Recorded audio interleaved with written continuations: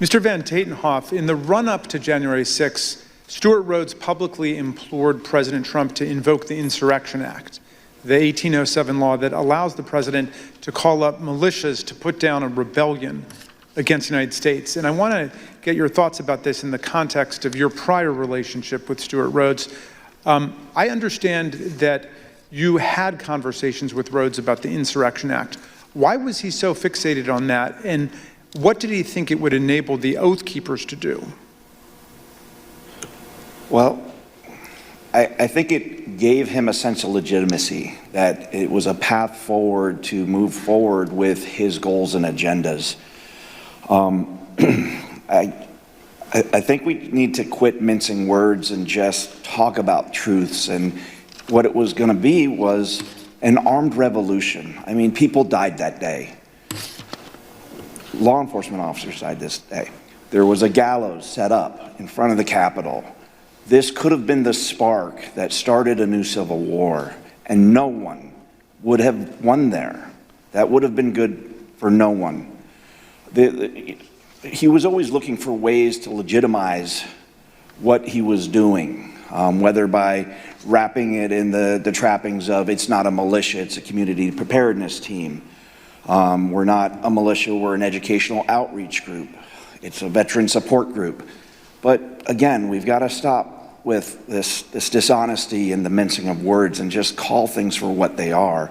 You know, he's a militia leader. He had these grand visions of being a paramilitary leader, and the Insurrection Act would have given him a path forward with that.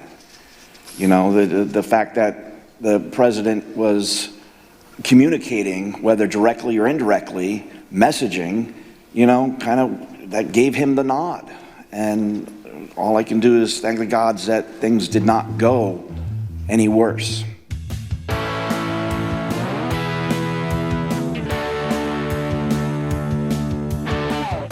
I'm Sarah Kensier, the author of the bestsellers The View from Flyover Country and Hiding in Plain Sight, and of the upcoming book, They Knew, How a Culture of Conspiracy Keeps America Complacent, which is available for pre-order now. I'm Andrea Chalupa, a journalist and filmmaker, and the writer and producer of the journalistic thriller, Mr. Jones, about the Kremlin's genocide in Ukraine. And this is Gaslit Nation, a podcast covering corruption in the United States and rising autocracy around the world. And we will be covering both of those today. If you're a regular listener of the show, you'll know that we were off for a few months and ran an interview series, which you should check out, the Cassandra series. And now that Andrea has had her baby and is recovering well, we are back and ready to do recaps of all of the horrific things that happened during our absence. So today, the main ones that we're going to cover are the January 6th committee hearings, which we really haven't covered much on our regular show yet since they happened in June. And Andrea is going to catch you up with everything happening in Ukraine. So get ready, because this will be another lighthearted and fun-filled hour for you all. So, and also big news, Sarah and I are going to attempt the first ever live taping of Gaslit Nation on Tuesday, August 9 at 11 a.m. Eastern. So if you want to sign up to get access to that and stick around for a audience Q&A afterwards, you can sign up at the Democracy Defender level or higher on Patreon, where you'll also get access to our weekly Patreon-only bonus shows, otherwise known as the early show. And that goes up every Tuesday afternoons. We run an early show of Gaslit Nation. If you can't wait to hear our melodic voices, you can get it early in the day. All right, Sarah, take it away. All right, so here we go. It has now been 18 months since the January 6th seditious attacks, the culmination of an attempted coup by Trump and his crime cult to hold on to power. It has been 18 months, a full year and a half, and none of the criminal elites who orchestrated this attempted coup have been brought to justice. The organizers of the January 6th events, Trump, Bannon, Stone, Flynn, and the rest, walk free, and have been using this year and a half to continue their attack on America's freedom and sovereignty, backed by a vast and violent far-right network that extends around the world. We were in terrible danger on January 6th. We were in terrible danger before January 6th, and we remain in terrible danger now. We, the people, are battling a mafia state. The main reason we have remained in terrible danger is because of the refusal of institutions to enforce accountability. And the reason institutions have refused to enforce accountability is because they have become rotted and deeply corrupt. How this corruption manifests varies from institution to institution and from individual to individual. But whether you blame negligence or malice, you have to acknowledge that at this point, complacency is complicity. It is one thing to try and fail. It is another thing not to try at all. The DOJ under Merrick Garland has not even tried to hold the criminal elites accountable. And folks close to the DOJ are finally publicly admitting that he is in fact refusing to go after those criminal elites, that he is only focusing on low-level actors, and time is running out. So that brings me to the January 6th committee, which at least is trying to do something. I have some reservations about this committee, which I'm going to get to, but I want to say first that public hearings about corruption and state crime are always a good idea. The time lag between when the January 6th attack took place, combined with the propaganda blitz from the right and inertia from the Democrats in the interim, has greatly marred collective memory. So simply having the hearings and revisiting the events of the day jolt the American public back to the reality that they witnessed with their own eyes, a reality that they have been coerced to forget. But the ideal time to have hearings about a violent attempted coup is immediately after the violent attempted coup. And those hearings should not stop until the public is given full information and the perpetrators held accountable. I should not have to explain that, but I do, because the lack of urgency has been normalized ever since the second impeachment of Trump, which during its brief run was skillfully managed by Jamie Raskin. And that impeachment was abruptly terminated when the House Democratic leadership barred calling witnesses. Think of all the testimony that you heard throughout June and think how much more meaningful that testimony would have been back then. And yes, it would have been possible. The second impeachment hearings were run on public domain information because all of this took place in plain sight. So the United States is unusual in two ways.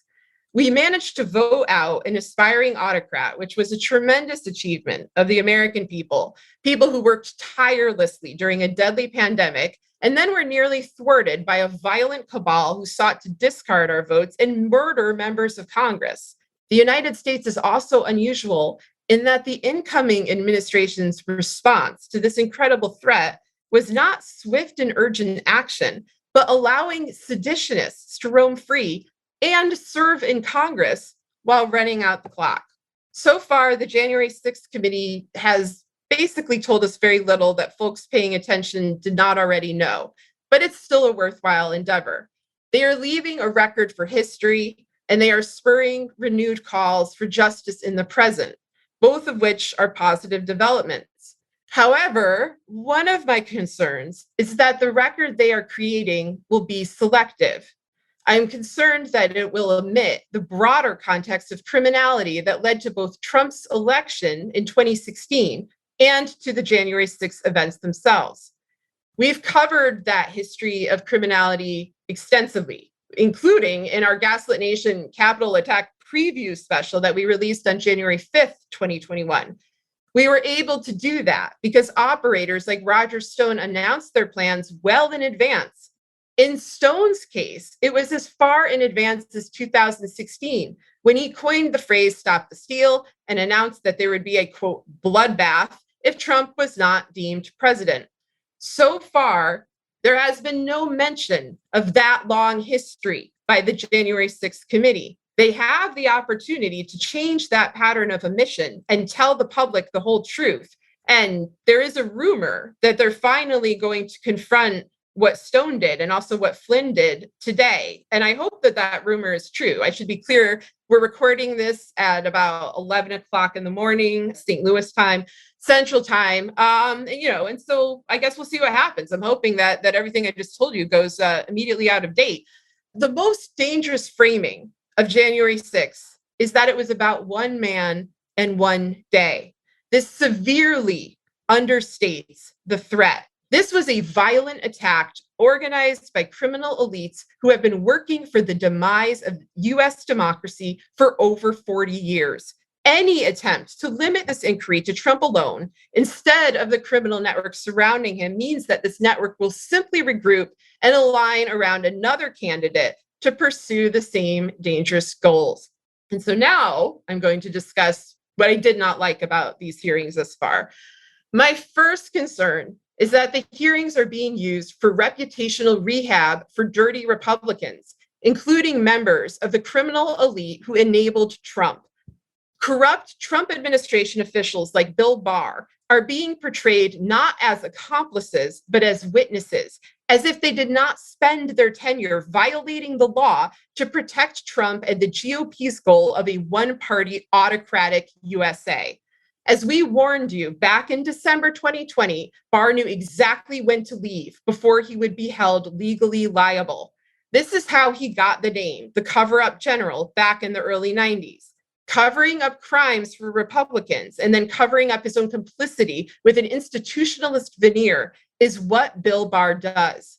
And there is no way that the January 6th committee members do not know this history. So you have to ask why Barr is being depicted in this fashion instead of being held accountable for his own offenses in office. One reason may be Liz Cheney's desire to protect the broader Republican apparatus, but I'll get to her in a minute. Cheney is not alone in that goal. She's in fact accompanied by a prominent Democratic operative. I want to remind everyone that the January 6th committee hearings are being advised by Jamie Garland.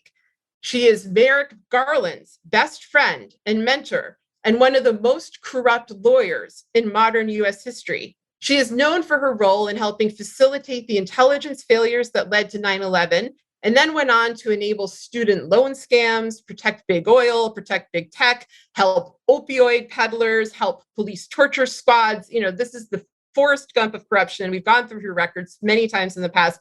I'll post those links in the show notes. It will horrify you. What's most relevant to the January 6th hearings is that Garland has a history of direct collaboration with Trump administration officials, including Bill Barr, with whom she wrote a 2013 New York Times op-ed saying that the government has the right to persecute journalists. I'm also going to observe that in addition to advising Garland and the January 6th committee, Garland is the person who Joe Biden chose in May 2022 to oversee the newly formed, quote, disinformation governance board, whatever that might mean, and that the other person Biden chose is Michael Chertoff, a 9/11 cover-up operative and war crime enthusiast from the George Bush administration. So we have two professional liars, torture advocates, and criminal cover-up artists tied to 9/11 on a disinformation board. And you should maybe ask, why did that happen? I don't know. When I say you should ask, I really do want someone besides me to ask, because I'm tired of being the only one asking sometimes, especially on Garland. Anyway, back to this modern day Ray Cohn. Garland also served as the ethics lawyer for Jared Kushner and Ivanka Trump. And she's the reason they made it into the White House, despite massive security clearance violations. She also did this favor for Rex Tillerson, despite his Kremlin ties. She is a lifelong protege of Alan Dershowitz, another deeply corrupt lawyer who worked for Trump and for Jeffrey Epstein. So it's possible that Garland is the reason that Jared Kushner and Ivanka Trump have also been presented by the January 6th committee as witnesses instead of active enablers and participants in the criminal apparatus that made this attempted coup possible.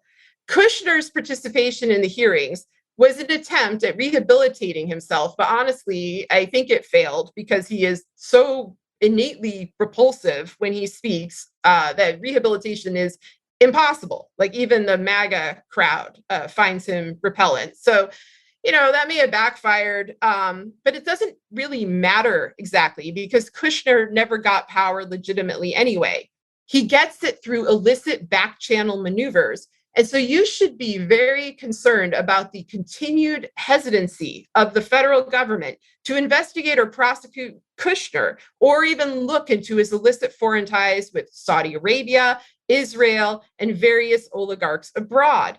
You should investigate how he did get the power that he wields, and you should be wary that Garland is advising the January 6th committee in the DOJ, since it is in her own interest as the lawyer who got Jared and Ivanka into the White House to not tell the public the full story.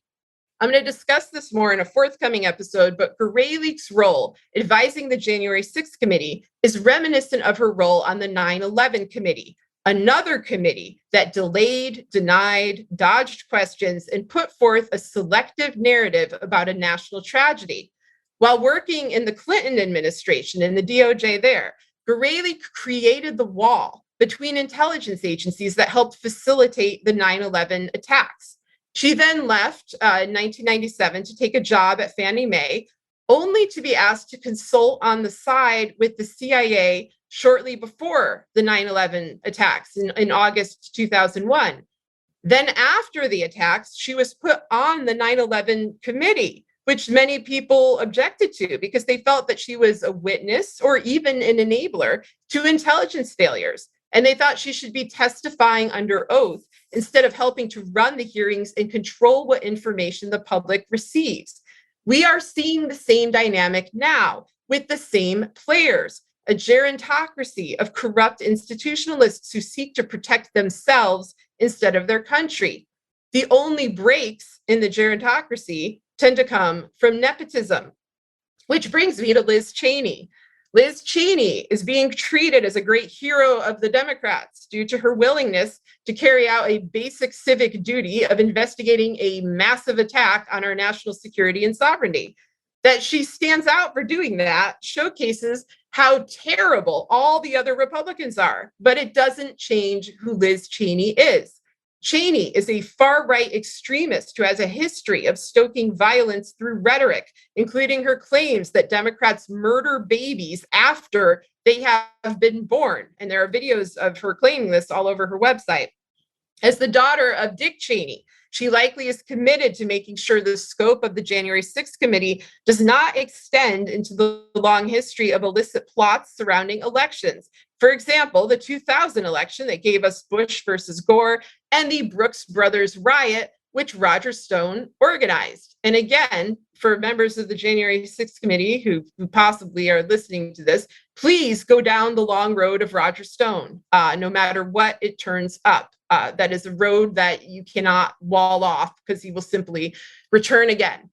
So I'm going to wrap this up with a warning, which is that there is a new plan for our already broken two-party system. The plan is to have two parties. One, a batshit crazy MAGA party led by Trump or DeSantis that will bulldoze your rights. And the second one will be a far-right, quote unquote, respectable party led by Liz Cheney that will also bulldoze your rights. They will call the Cheney party the Democrats and pretend that a creeping capitulation to a right-wing agenda is some kind of act of healing bipartisanship. You should note that the elevation of Cheney is coming at the same time progressives and even liberals within the Democratic Party are being demonized by the conservative Democratic leadership. And it's also coming as centrist media outlets increasingly push far-right propaganda narratives. So watch out for this. When I mentioned this possibility on Twitter, someone wrote to me, Liz Cheney is not becoming a Democrat. And I replied, I agree. The Democrats are becoming Cheneys. The good news is that the vast majority of Democratic voters, as well as many elected Democratic officials, do not want that future. The bad news is that the US currently has a terrible track record of fending off minority rule. So Democrats, please do not let yourself become Cheneys. Operate out of principle, not out of fear. Serve the public who voted for you and voted for your pro-accountability platform. The US got to this terrible point because officials gave a pass to crooked elites cloaking themselves in a respectable veneer, allowing them to carry out a multi-decade attack on American freedom. The Democrats still can choose a different path, an honest path, a path of justice and the preservation of our hard-fought rights. And we will be watching what path we choose. All right. Well, thank you for that. We need a drum roll. We need some sort of dramatic, done, Darth Vader noise. Exactly. So I have a lot to say to that, because that was a lot. Okay, so I think you're absolutely right that with the dangers of this January 6th committee, even though, let's be fair by pointing out that you and I have been calling for the Democrats to use the House this way by having hearings that lay out all the corruption and bring much CTV witnesses, like we saw with Cassidy Hutchinson, where everyone just froze. And it's been a ratings bonanza, just like you and I predicted it would be. And this also underlines the point that the Democrats from 2018 to 2020 wasted 2 years not doing this. Okay. Mm-hmm. If they had done it sooner, because there's so many crimes that they could have covered. And well, we kept saying they got to OJ the shit out of it, which, exactly. It's not the most graceful phrasing, but it's like, make it compelling. Because the thing is, when on the rare occasions that they did that, like when Michael Cohen testified, right, which was supposed to be the beginning of 81 different groups, individuals, organizations testifying, people were tuning in. People were horrified. And Michael Cohen, I don't like him, but I do appreciate that he, 1, confirmed Trump is a crime boss, 2, confirmed that Trump made him threaten a ton of people, and 3, said, hey, guess what, guys? In 2020, Trump is not going to go away. He's going to refuse to step down.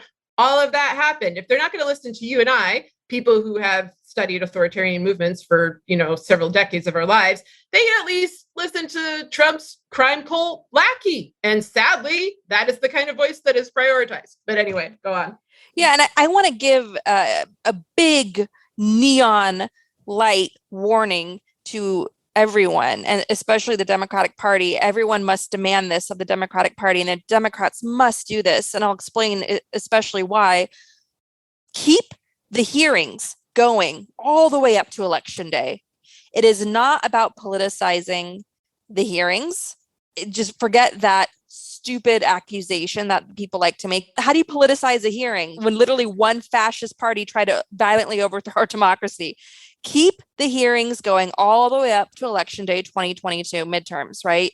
Do not stop. Do not stop. Put your foot on the gas pedal. And here's why. Number 1, they tried to violently overthrow our democracy. People died. People died by suicide in the days after. It was a massive national trauma, one of the darkest chapters in our nation's history. It shocked the entire world. Our children are watching this, and it's going to be studied and mourned, if there's any democracy in America left in the future, for generations to come. It's that dark. So keep the hearings going. The second point is the media ownership in America is owned by extremely rich people. I don't care whether they identify themselves as Republican or Democrat. It makes no difference. When you reach that level of astronomical wealth, like a Jeff Bezos, taxes feel painful to you.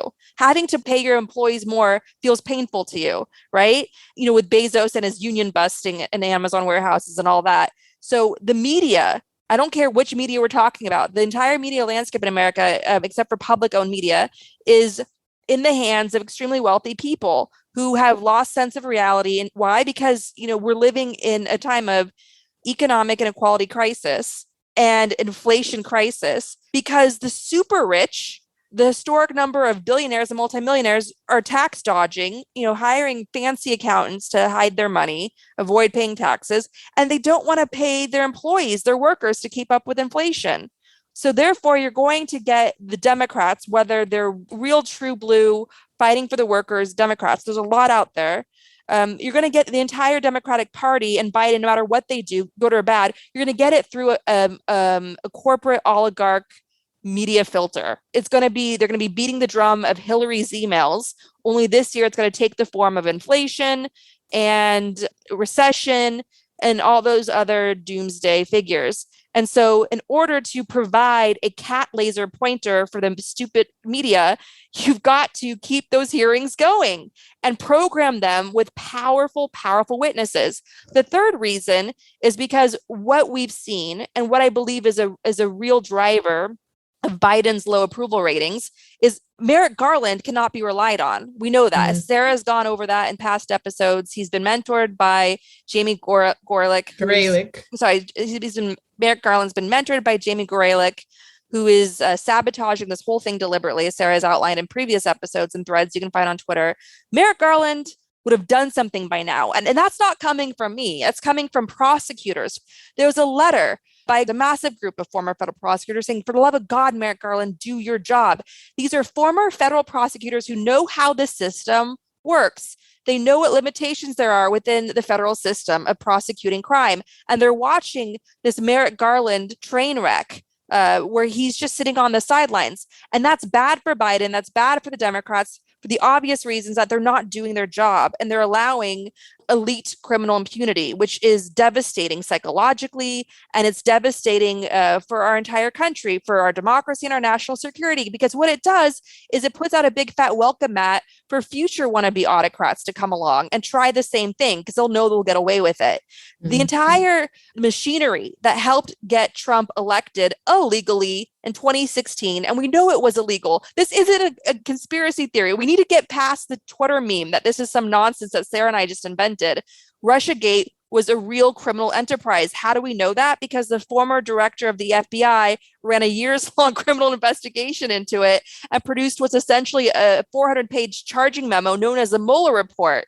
And he even testified. The former director of the FBI, Robert Mueller, even testified when asked by a Republican member of Congress in the House, could you charge Trump for a crime after he leaves office? And Robert Mueller, former director of the FBI, said, yes, you can. And famously reticent, Robert Mueller came out and broke his silence and said, I want Americans to take this extremely seriously and take a Kremlin terrorism aggression extremely seriously. This is dangerous, right? This really did happen.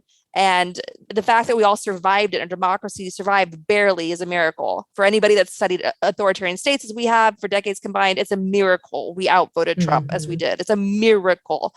So my point is that we all went through this mass trauma and we needed a sense of justice. We needed to see justice. We needed Trump and his entire goon squad, the Roger Stones, the Paul Manaforts, the entire machinery held accountable. Why? Because this same machinery helped bring Nixon to power. And what happened with Nixon, which was a viper's den of corruption, all those indictments that happened under, from Nixon's White House. Those same guys, Roger Stone and Paul Manafort, they cut their teeth working for Nixon and so forth. And Nixon gets pardoned and jail sentences get reduced and so forth. So we shouldn't be surprised that the dead, rotting corpse of Nixon rose up like a zombie from the grave to take the form of Trump. And so here we are now. So if Merrick Garland isn't pushed by the good patriots throughout government, especially in the DOJ, of course, to do the right thing and bring down the elite criminal enterprise, the top organizers, the guys that were running the literal war room in that fancy Washington, D.C. hotel that was set up in advance of the physical, violent assault on our democracy, then that's going to send a devastating message to all of us. And that's psychologically extremely damaging and hurtful. And we all are going to be living with this vulnerability over our heads of when's it going to happen again? Who's going to be allowed to come into power next time? The same machinery that helped bring Trump to power, that helped engineer a coup, could help bring DeSantis to power in 2024 or 2028 or Ivanka. We're not safe unless big fish are indicted and sent to prison and serve their prison sentences. We're not safe until that happens. And we all know that. That's why there's a lot of infighting. That's why a lot of the Democrats are going at each other's throats because people are anxious. They feel the very real danger here against us and against our children. And we know that once you're in an autocracy, it takes human sacrifice to get out. Look at what Ukrainians are doing now, putting their lives on the line because they don't want to end up like Russia. You don't want to come to that. Would you sacrifice your kid because Merrick Garland didn't do his goddamn job? Who wants to volunteer their child to go out and give their life so America can live in a stable democracy? Those are the decisions that are being made by Ukrainians today. Who wants to be in that position today because Merrick Garland didn't do his job? I don't want my kids to be in that position. So if you want to look at Biden's abysmal approval ratings, you have my whole record of everything I've said in Gaslit Nation. Sarah and I have been extremely forceful in warning the Democrats not to endanger us. You have that all on record. I do want to say, I want this on record too. I think Biden has done a lot of amazing things, and I'm going to list them now. And I'm going to list them because it underlines the point that it's Merrick Garland that is setting him back more than anything. It is Merrick Garland who is setting him back. And anybody around Merrick Garland, his lieutenants, the top people he works with, his whole team, they're all complicit in this. All their names need to be famous because you're allowing all this to happen as well. And so I'm going to underline all the great things Biden has done. And you're going to be like, wow, Biden has done a lot of great things. So why aren't his popularity numbers higher? And remember, a president's popularity rating helps determine his party's outcome in the midterms. So there can be a lot of extraordinary Democrats, but they're going to feel the brunt of the force because Merrick Garland's not doing enough. So no, hear me out here. Biden led on COVID relief, which put money in people's pockets. Biden brought jobs back to the level they were before the pandemic devastated everything. That's huge. That's economic strength right there. Biden led a successful vaccine rollout. I thought it was successful. I got a vaccine right away. And it led, at least into New York, I believe, a baby boom happened because a lot of babies were born like 9-10 months after that vaccine rollout. Then Biden led on finally some major gun safety legislation. Yes, it's not enough, but it's significant given to where we've been in the past, how stalled we've been. Biden has led on hurting the cats of the EU.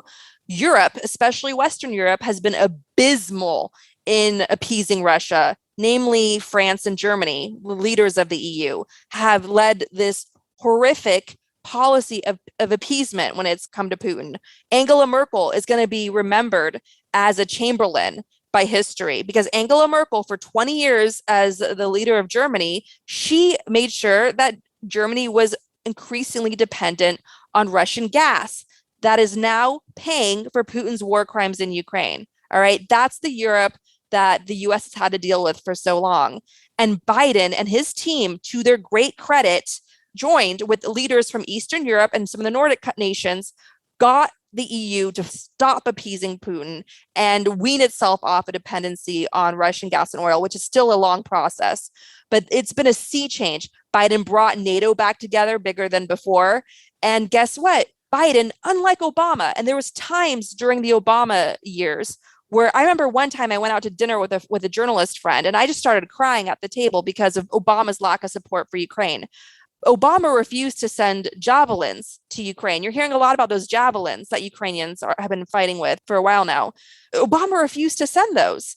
Congress was bipartisan and trying to force him, and Obama was like, "No, I don't want to, risk escalation. I don't want them to get in the wrong hands." Whatever his reasoning was, and even Biden was pushing him, of course.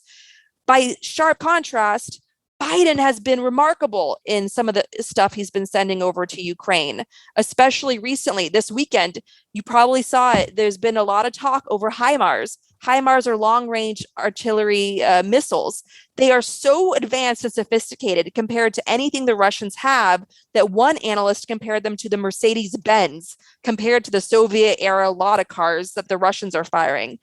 These HIMARS are just destroying not just Russian generals, but also Russian ammunition depots, just destroying them, like setting off a 4th of July here and there, all across in Russian occupied territory. And the Russians, they're losing their minds over this. If you read the Russian blogosphere and the Telegram channels, they're shitting themselves. They don't have any answer to US supplied HIMARS to Ukraine, and Ukrainians are using them with such skill.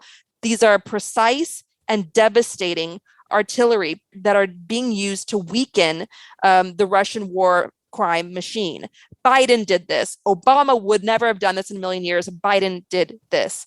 And I cannot tell you what a game changer it has been in the very short time that they have been employed on the ground in Ukraine. And the reason why they took a while to get there was because they needed training. All of this sophisticated US supplied weaponry needs training because the Ukrainians are more used to the Soviet models. Putin doesn't know what to do now. My point is that Biden has done a lot of wonderful stuff. And has he fallen short on a number of key things that we still desperately need? He should absolutely, for instance, call a climate emergency. He should absolutely do more by executive order for the climate without question. And he should be very visible about doing that. And he should be partnering with a lot more governors on the ground for doing that. That needs to happen a year ago. He should be, a lot more with executive orders when it comes to protecting abortion rights.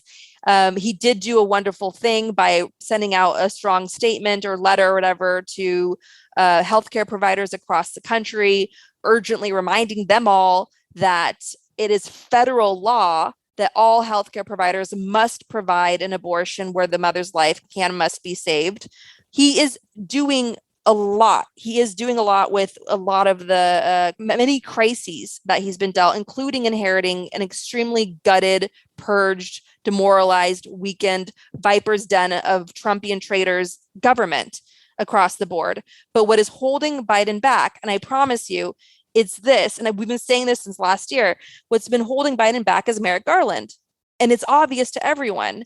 And pretending that there's not a dysfunction there isn't helpful to anyone. The clock is ticking, and too many experts that know better have lost their patience. And anybody who at this late stage continues to defend Merrick Garland has to have some ulterior motive at this point, because it simply does not make sense. And if you try to hide behind, the secrecy, these are investigations, secrecy.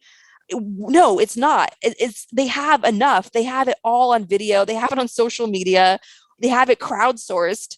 And it's going to be, Biden risks repeating the great disaster that Obama, his administration, engineered when they let Wall Street get away with the criminality and corruption of the Great Recession, where no one went to jail for that. Maybe like one person was thrown under the bus here or there. But all those guys on Wall Street, those wizards of Wall Street, the greed is good crowd, they got away with it. And they're back at it again, where our global economy remains vulnerable. So we cannot repeat that same mistake when it comes to Trump's war machine or Trump's crime machine. Yeah, I'm just going to say a couple of things because I want you to update everyone on Ukraine, which is basically, what you just said shows that when Biden and his administration want to act forcefully and want to do the right thing, like they have for Ukraine, they will, even if it's unpopular, even if they get shit for it. They are indeed capable of doing these things. And the second thing is, pressure works. They're getting enormous blowback about Roe v. Wade and their utter lack of preparedness for that. They are gradually putting in things like women should not be condemned to die from ectopic pregnancies, and doctors should be protected at a federal level if they're treating patients like this. This should not be stuff, though, that we should have to ask for. It's just something they should have done, but they're responding at least. It's kind of back and forth. Like, as I'm saying this, they're, that Kentucky pro-life judge that's been compared to Samuel Alito is still bafflingly being nominated by Biden. And the Democrats in the Senate are even like, what the hell is this? Like, what are you even doing? What is the point here? But the thing is like nothing is set in stone here. There's opportunity and possibility. And so, yes, as we all know, voting is important, but sharing your thoughts about the government that you pay with your tax dollars, protesting their decisions, critiquing them, demanding better, demanding rights for all, demanding what we deserve. Those are things that are good too. And, as for Biden as an individual, I don't know. Someone was saying on that Biden still thinks it's 1991. And I was kind of thinking like, well, what does that mean? And then I thought, that's basically true. Because in 1991, he was a good advocate of global democracy. He was good on, supporting the newly independent states of the former Soviet Union, believing that they are entitled to the rights that everyone should have. And at the same time, he was palling around with Jesse Helms, who he was a close personal friend with, Strom Thurmond. He was interrogating Anita Hill. Like, unfortunately, we're seeing some of those same tendencies there. And I don't know how much of that is play acting for political reasons and how much of it reflects his actual beliefs. But I almost feel like it's incidental, because what it comes down to is us. The American people. How are we being treated? What rights will we retain? Will they fight for our rights? Will they get rid of Merrick Garland so that we can have accountability and not be ruled by a transnational mafia syndicate? You can't kumbaya with a mafia state. You can't have bipartisanship with an authoritarian cult. These are the important lessons that the whole administration and any future Democratic administration needs to learn. Without question. And I think I understand the structural fascism that we're currently trapped under with the Senate, the Electoral College, the gerrymandering, the hyper-partisan fascist Fox News propaganda machine. I understand, like, there's a lot. Oh, and then the Federalist Society and the packed courts, McConnell and Trump got 30% of the courts. So I understand everything they're up against. And I know there's going to be transactions, right? Just to get what we need, just to get some of these big congressional wins. McConnell is going to get kicked some things that he's demanding. And McConnell is ruthless. McConnell has Putin's tendency of ruthless, I wouldn't even call it negotiation, but Putin and McConnell both have a long pattern of pushing deals too far, just cutting out the other guy's legs. So it's hard. Everything that they're up against is hard. At the same time, though, I'm telling you, if you reel in some of those big fish, if you stop treating Ivanka and Jared as though they're the good guys now and reel those guys in for their corruption, for their role in all this. Remember, Jared was the pardons guy. He even said this under oath during his interview. Pardons were what gave Bannon and Manafort and Stone and those other guys and Flynn free reign to be traitors, basically, and to profit off of undermining and attacking our democracy. So, reel them all in, give us some big fish, and you'll see Biden's approval rating skyrocket. And I want to just point out the time of anxiety that we're all in. And we've seen this again and again. And you see this even in Ukraine, when everything is existential as it currently is, people are anxious. And even though they're on the same side, there's a lot of infighting and it can get very cannibalistic. But I want to just remind everyone, the so-called red state, the hostage states like Sarah's Missouri, what those abortion laws are doing, those anti-abortion laws, they're opening up a very dangerous gateway to hell where they can be criminalized and used against anybody just by accusing someone of having had an abortion. Well, how do you prove that? Or accusing someone of helping someone get an abortion, or it's a very dangerous, slippery slope that will be abused to the fullest by legislators in Missouri that ignore the people's will repeatedly, even when there's referendums saying where the people vote one way, and the hardcore fascist Republicans ignore the will of the people and go a completely opposite way. We saw that with the overturning of Roe versus Wade, which is abortion rights are hugely popular in America. The theocrats, the wannabe theocrats on the majority of the Supreme Court completely ignored the people's will on that. And this is just the beginning. It can get a lot more dangerous, and people who are living in hostage states know that. And a lot of the reaction I'm seeing of people in states like Missouri and Ohio and elsewhere, they're having the same reaction as Ukrainians did when Russia went full genocide against Ukraine. And so I just want to remind everyone of that. And if you're in a relatively safe state, like a blue state, which is no state is safe, no state is safe. When they have the courts hijacked, no state is safe, as we've seen with the Supreme majority overturning New York's gun law. But just remember that.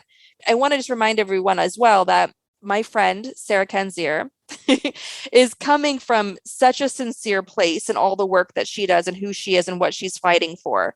And never lose sight of that, because I see Sarah, I call out the Democrats online, as you absolutely should, because pressure works, but you're also absolutely mobbed in return for that. Like, I don't always agree with some of your takes and you don't always agree with some of mine, but your heart is truly in the right place.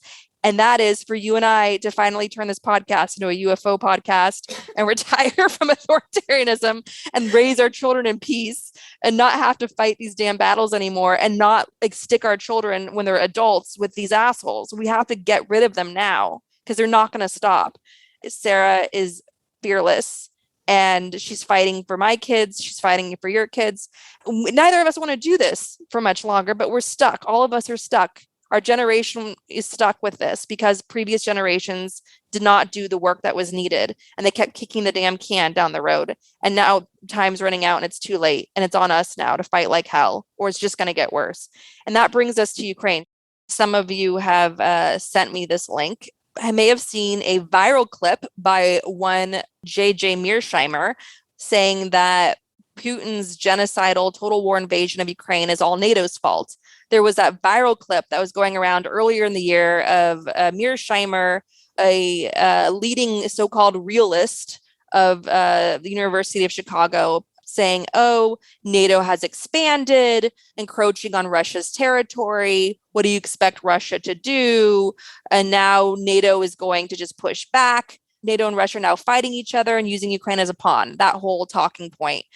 A lot of people on the left and a lot of people on the right, the fringes, were blaming NATO for Russia's genocide of Ukraine and saying it's all NATO's fault. NATO expanded into Russia's neighborhood, its sphere of influence, and so forth. Obviously, if you believe all that, the only way that works is if Soviet history never happened. But Soviet history did happen.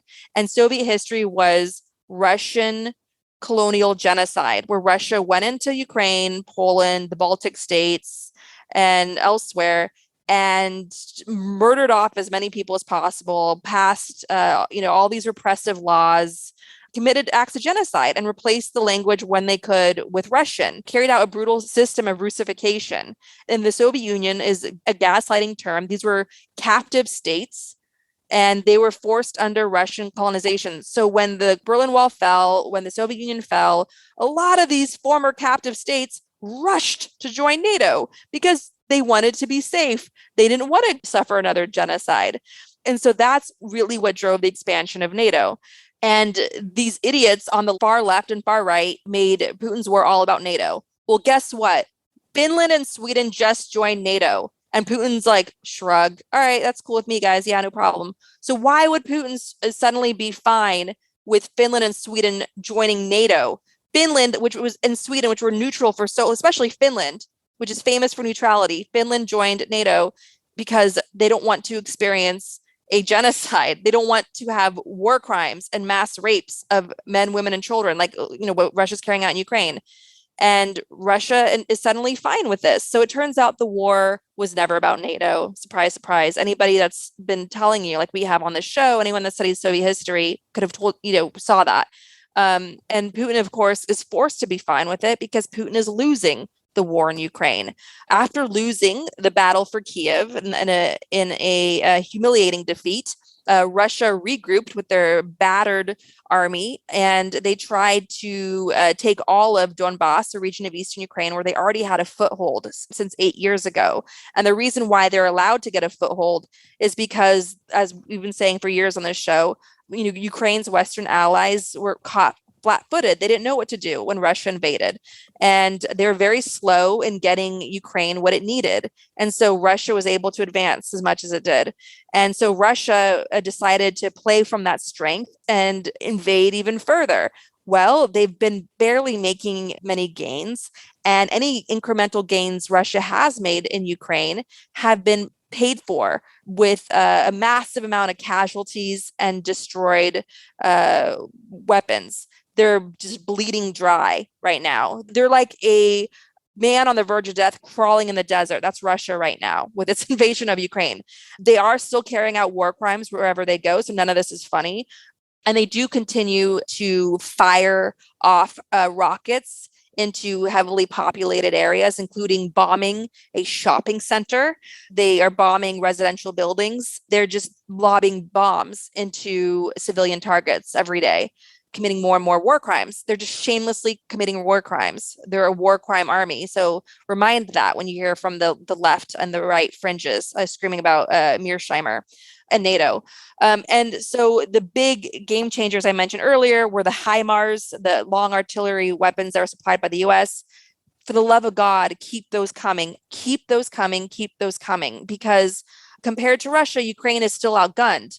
So they need all the advanced long-range systems that they can get to destroy all the rocket depots, the big warehouses where all these rockets that are killing civilians are being held. That's what Ukraine is using them for. They're destroying the rockets that Russia is raining down on its civilians.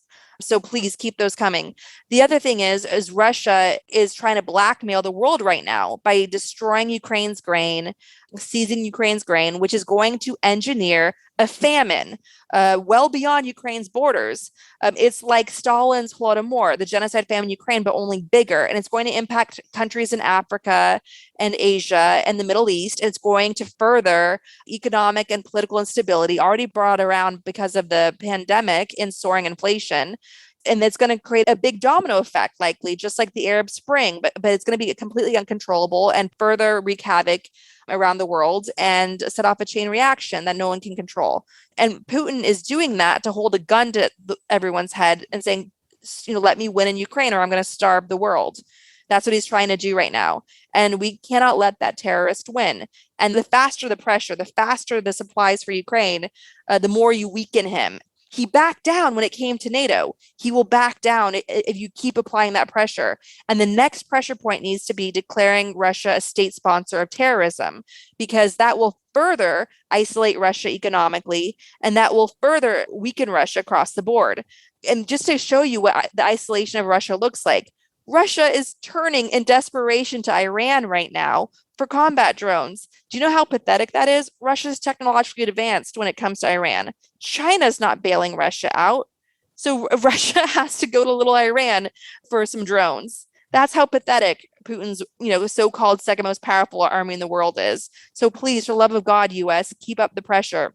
A Ukrainian soldier that was interviewed recently on camera, when he was asked, what's your message to NATO and the rest of Europe? Stop being a pussy. And he just walks away. And that's the damn truth, is everyone needs to see that when you stand up to Putin, he bends. Like, don't believe his bluffs. Putin right now is claiming that he's just getting started in Ukraine. That's a bluff. He's lost over a dozen generals. He's lost more soldiers in Ukraine than all 10 years of the Soviet invasion of Afghanistan. They're losing historically, and Russia is becoming weaker and weaker as a country, and the instability is just going to grow there. I can go on and on about this, but one thing that needs to be on the table immediately in part of the Stop Being Pussies doctrine is that NATO, the most powerful military force in the world, needs to go on a humanitarian mission to free the Black Sea. Russia cannot lay claim to the Black Sea, okay? It's a sea, first of all. And so it needs to be free of all the Russian mines that have been littered across the Black Sea and Russian warships that are laying claim to the entire Black Sea. It needs to be freed up right now so that Ukraine's grain can leave freely and safely and go feed the world. NATO can do this. NATO has the ability to do this, and they must do it under the mission of a humanitarian intervention to ensure that food gets to where it needs to go so that millions of people don't starve around the world, and that Putin can no longer hold millions of people around the world hostage to his genocidal imperialism, because he will not stop in Ukraine. How do we know that Putin and the rest of Russia won't stop in Ukraine? Because that's what they've done in the past. Russia's a failed state, and they need external enemies to distract the people back at home and to give justification for their massive corruption, right? They need wars in order to stay in power. They need wars to keep the Russian mafia in power. So if you stop them in Ukraine, if you weaken the war machine in Ukraine, you can save countless lives and finally bring an end to Russian genocidal terrorism. That happy note will conclude this episode of Gaslit Nation.